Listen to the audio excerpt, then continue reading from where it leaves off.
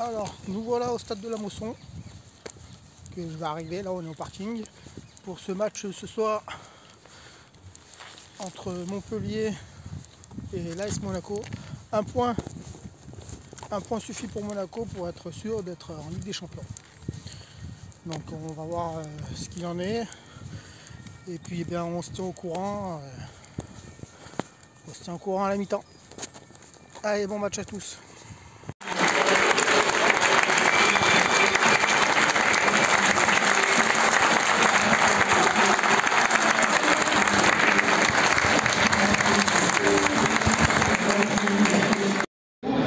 Vous pouvez désormais recharger votre carte d'abonnement ou vous procurer une carte cashless à recharger d'un montant de votre choix.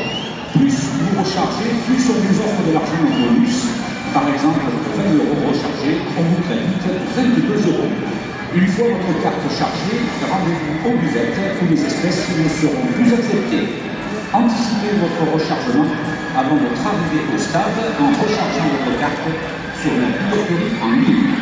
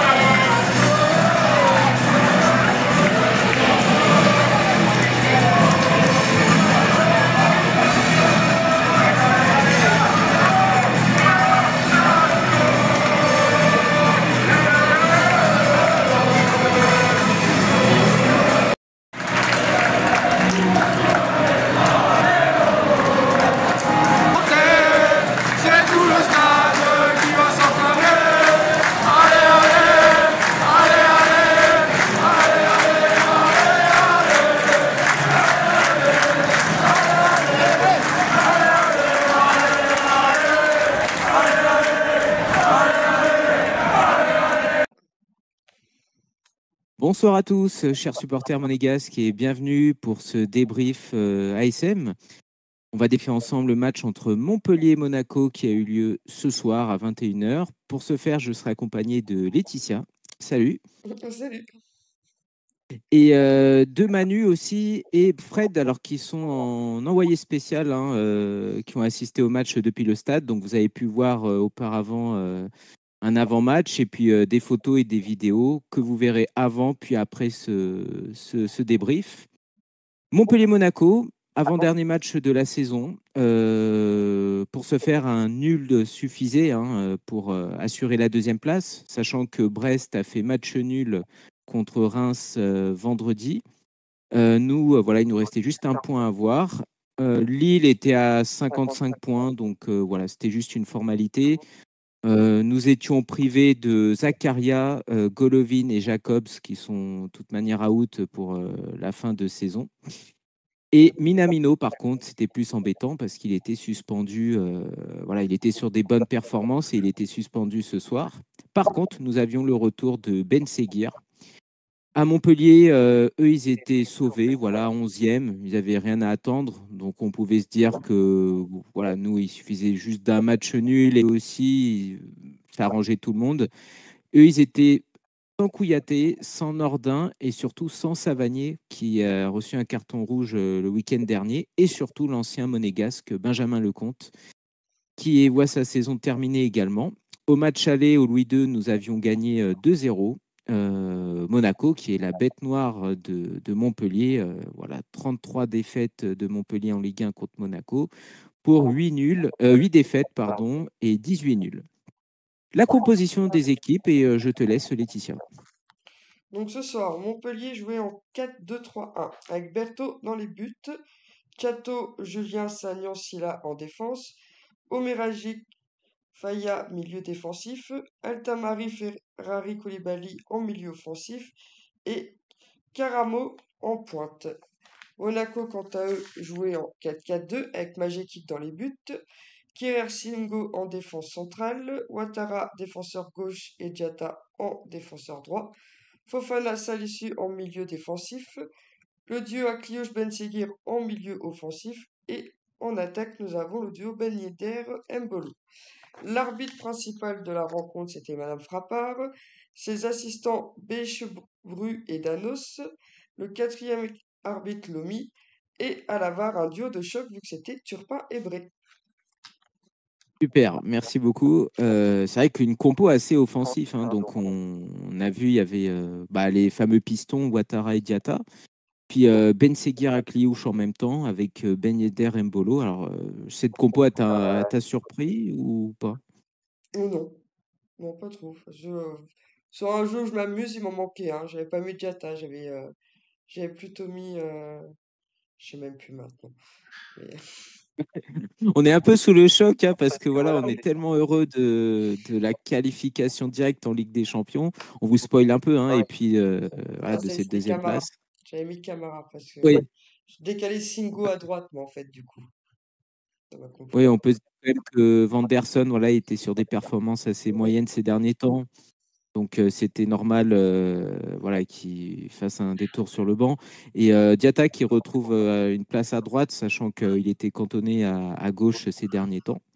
Voilà, très bon début de match, voilà, des belles combinaisons, une domination nette, hein, par contre, la plus grosse occasion, c'est un tir repoussé par Madjeki à la 24e.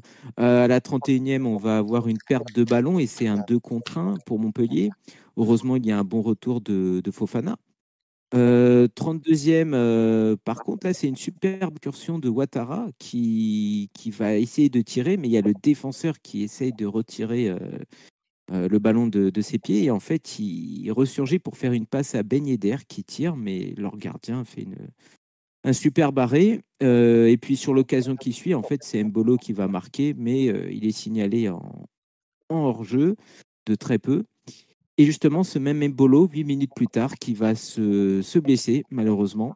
Entré par la suite de Balogun, un Mbolo qui a vraiment pas de chance, hein. C'est clair. Ouais. Surtout que l'Euro approche, on aurait pu se dire peut-être voilà, il va pouvoir se remettre dedans, mais voilà, on ne sait pas trop ce qu'il y a, hein. On attend un peu plus de temps, mais ça sent pas bon quand même. Mi-temps, voilà, 0-0, domination nette des Monégasques. Voilà, belles occasions, pressing, rien à dire. 47e, par contre, retour des vestiaires, énorme occasion pour Montpellier cette fois-ci. Et seul face au but, je ne sais plus si c'est leur attaquant qui la met au-dessus. Et c'est en fait un bon retour de Diatta qu'il faut souligner, qui le gêne. Et par la suite, 51e, donc 4 minutes plus tard, but de Monaco, premier but en Ligue 1 de Ouattara, centre de Diatta, cafouillage en mode billard, et c'est Ouattara qui surgit, qui inscrit son premier but en Ligue 1. Et là, franchement, on se met un gros joker, parce que comme je le disais, un nul nous suffisait. Et là, du coup, on a carrément un pion en avance. Alors, ce but, qu'est-ce que tu en as pensé? Moi, il m'a un peu réveillé aussi. C'est bon, ça commence à dormir un peu quand même. Non, soulagé, parce que comme voilà, ça nous laisse un peu plus d'espoir pour être sûr d'être deuxième. Bon, après, c'est vrai que gros cafouillage, hein. Je me demandais c'est qui allait le rentrer parce Et, que c'était et ouais, bizarre cette action. Tout le monde aurait pu la mettre, mais tout le monde avait loupé. Heureusement que Ouattara a surgi, quoi. exactement. Ouattara qui était vraiment très offensif hein, ce soir. Je l'ai dit tout à l'heure qu'il y avait eu une occasion. Ouais, comme tu dis, alors il y avait des dominations et des belles combinaisons et tout, mais voilà, il n'y avait pas non plus des grosses occasions, Ouais, c'est des vrai. grosses frayeurs.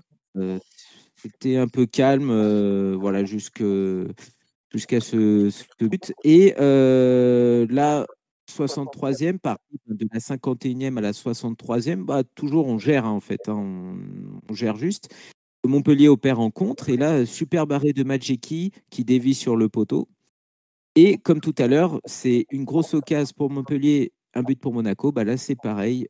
Super but collectif à la 64e, donc une minute après. C'est Akliouche qui part de la surface qui sert Ben Yedder, en fait, qui va attendre, temporiser et resservir Akliouche, qui centre pour Fofana et Fofana d'un tir qui inscrit le deuxième but. Superbe action collective hein, et super contre. Là, on se dit c'est bon. Voilà, 0 à 2. Déjà 1-0, on se disait, ouais, c'était fait, mais là 0 à 2. Voilà, ça récompense quand même notre domination. Alors, ce but collectif, qu'est-ce qui t'a inspiré? Moi, je me suis dit, ça, au moins, c'est du niveau d'une équipe qui prétend l'Europe. Voilà, en 4 touches de balle, limite, but, magnifique, quoi. Belle récupération, bah, comme tu as dit, Ben Seguir, qui passe à Ben Yedder, qui donne après à Kliouche, et puis qui sert magnifiquement Fofana, quoi. Rien à dire, ça, c'est digne d'un grand club. Voilà. Un beau but. Franchement, ce match, bon, après, on va dire que Montpellier est 11e, qu'ils avaient beaucoup de blessés et tout, mais nous, on tient à préciser, on n'avait pas Minamino surtout. Hein, et Mbolo est sorti blessé, mais on l'a dominé de A à Z. Et surtout, ça fait grave plaisir de voir des Monégasques comme ça. Franchement, ça faisait vraiment plaisir. 73e, on va assister à la sortie de Ben Seguir pour Camara. Et 79e, alors là, pareil, quand ça veut pas, ça veut pas. En fait, c'est un 3 contre 1 pour Montpellier. Et leur attaquant, je crois que c'est Adam ou je sais plus qui veut faire un enroulé qui passe à côté. Donc toujours 0 à 2. Et là, 81e, frappe sublime d'Akliouche, mais super arrêt de leur gardien. Une frappe d'Akliouche, on en reparlera, mais qui a été énorme ce soir et qui se logeait vers la lucarne. Et un petit fait de jeu 2 minutes après. Alors, je sais pas ce que tu en as pensé. C'est Madjeki donc qui fait signe en fait que voilà, il va capter la balle qui est en l'air. Et là, le joueur montpelliérain qui fonce vers lui et qui inscrit une tête. Alors, moi, mes premières impressions, c'est que Madjeki n'a pas eu le temps de capter le ballon. Et donc, il y a eu la tête du joueur montpelliérain. Dans un premier temps, lui, il prend le ballon et comme s'il avait marqué que de rien n'était. Même les commentateurs d'Amazon disaient que et Piquion disait voilà, il y a but. Et en fait, Stéphanie Frappard intervient et dit que bah il y a pas but. Qu'est-ce que tu en as pensé de ce petit fait de match, ce petit fait de jeu, pardon. Bon, après, l'attaquant il joue le ballon. Après, de toute façon, même, les deux jouent le ballon. Après, oui, il y a une légère faute sur Majiki, mais le but l'aurait été accepté, j'aurais pas non plus été choqué, quoi.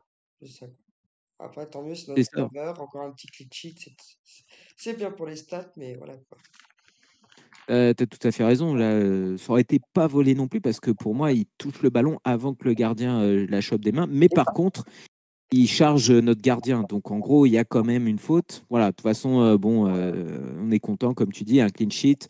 Je tiens à préciser que la défense a vraiment été pas mal ce soir. Hein. Le trio Singo, Kerrer, Salisu, franchement, ils ont eu pas mal. Après, il y avait beaucoup de maladresse aussi, de mauvais choix contre Montpellierin.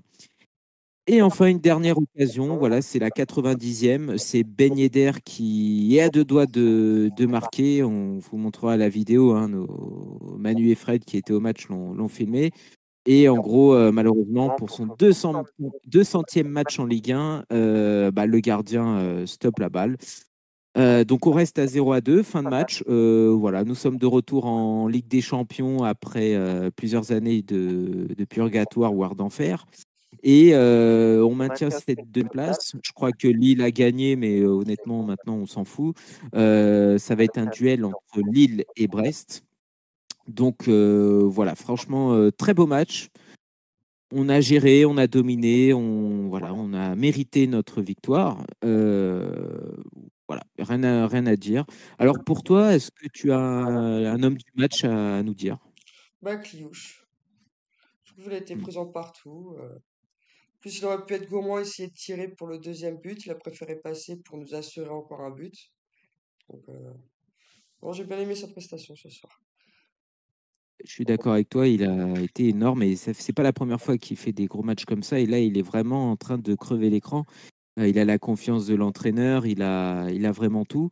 Et il n'y a pas qu'en attaque en plus où il est bon, il est vraiment bon, même au milieu et en défense, quoi. Défense, il fait des retours, des tacles et tout pour récupérer le ballon. Il refait tout le terrain et tout après. Franchement, il a vraiment explosé cette saison. On a eu la rumeur il y a 2, 3 jours du fait que Paris serait intéressé par lui. Luis Campos surtout. Bon, il est de Tremblay en France, donc je crois que c'est dans le Val d'Oise, en région parisienne. Donc il est ici de Paris. Je ne sais pas lui ce qu'il voudrait.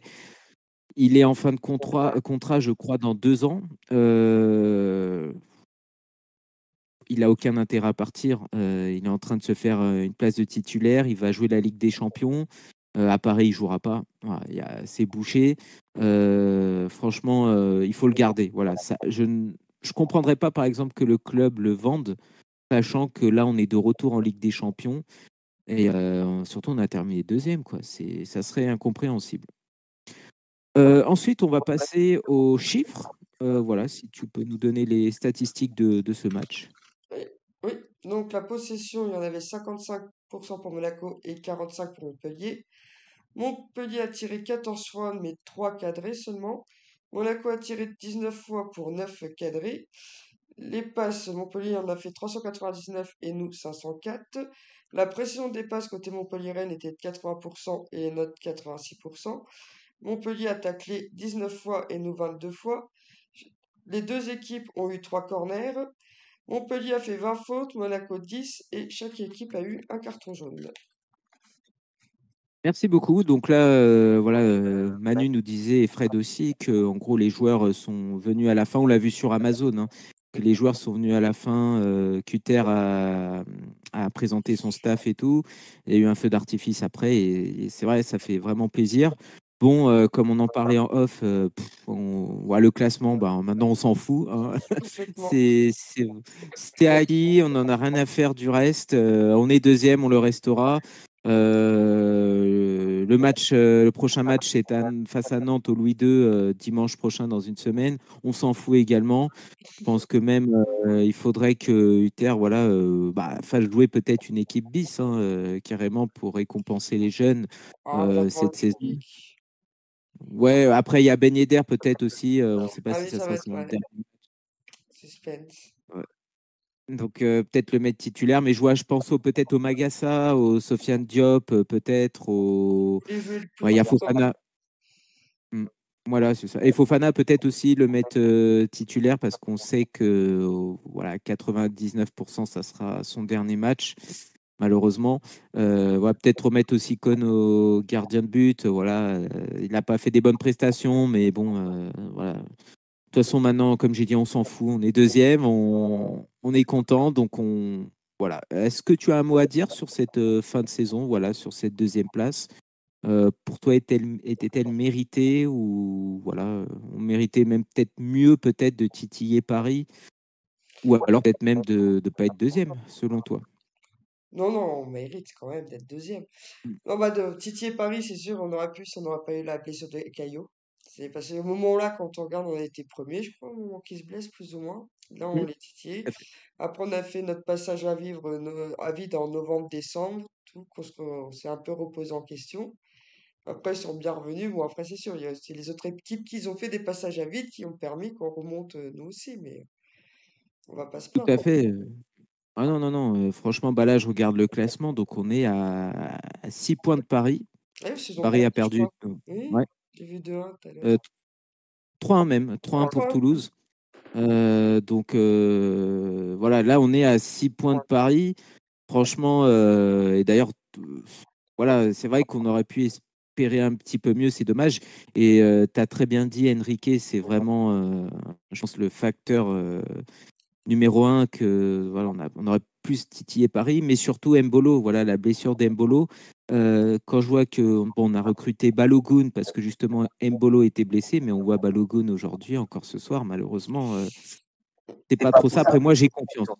Moi, j'ai confiance en lui pour la saison prochaine. Je pense qu'il faut un temps d'adaptation et puis peut-être une association Mbolo-Balogun, ça peut faire très très mal par la suite. Voilà. Est-ce que tu as un mot de la fin à dire ou c'était tout du coup? Non, bah, je crois qu'on a fait le tour, hein. Ouais, on a fait le tour. Du coup, bah, là, on va vous laisser sur des vidéos et des photos qu'ont pris Manu et Fred, hein, qui étaient encore une fois présents au match. Merci à vous deux. Voilà, on peut pas couper la vidéo à chaque fois, donc on va vous mettre la mi-temps et puis des photos d'après la mi-temps et les joueurs après qui viennent saluer les supporters. D'ailleurs, un petit coup de chapeau à tous les supporters encore une fois présents. Vous étiez super exceptionnel. Merci à vous. Et moi, j'en profite du coup pour vous remercier, chers auditeurs, de nous suivre comme d'habitude. Et surtout, s'il y a des intéressés pour faire partie de la chaîne, n'hésitez pas. Vous allez sur Facebook, vous tapez Monaco Foot et vous m'envoyez un message en privé. Et puis voilà, donc on est un petit groupe, comme je l'ai dit, convivial. Et puis vous débriefez quand vous pouvez, avec ou sans caméra, c'est vous qui décidez. Voilà, voilà. Bah, du coup, victoire, encore une fois, deuxième place acquise. Et bah, superbe fin de soirée à tout le monde. Et puis, Laetitia, je te dis peut-être à la semaine prochaine Oui, bah, ça pour le marche. dernier débrief de la saison. Voilà. Bonne fin de soirée à tous et à très bientôt. Bonne soirée.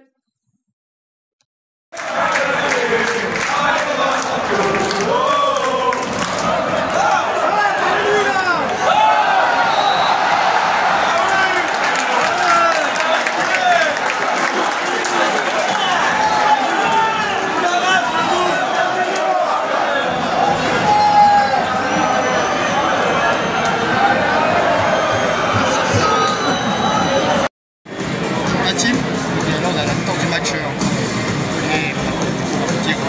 On a ressenti ce temps J'ai plus de voix. donc ça va, c'est équilibré quand même des deux côtés. On a plus d'occasion quand même. Ouais, l'occasion. Avec Bon match de Fofana, Nsekir, Singo et Kerr. Bonne défense. Après, malheureusement, blessure d'Ambolo. Savoir ce qu'il va avoir. Vu est-ce qu'il est refusé, on n'a pas vu le ralenti. nous on ne voit pas, donc est-ce qu'il a vraiment été refusé? Je sais pas. C'est la dernière action sur Balogun, penalty ou pas? Voilà. On est de l'autre côté de la surface. On essaie de se retrouver à la fin du match. Tout va bien. On vous laisse avec la team du début.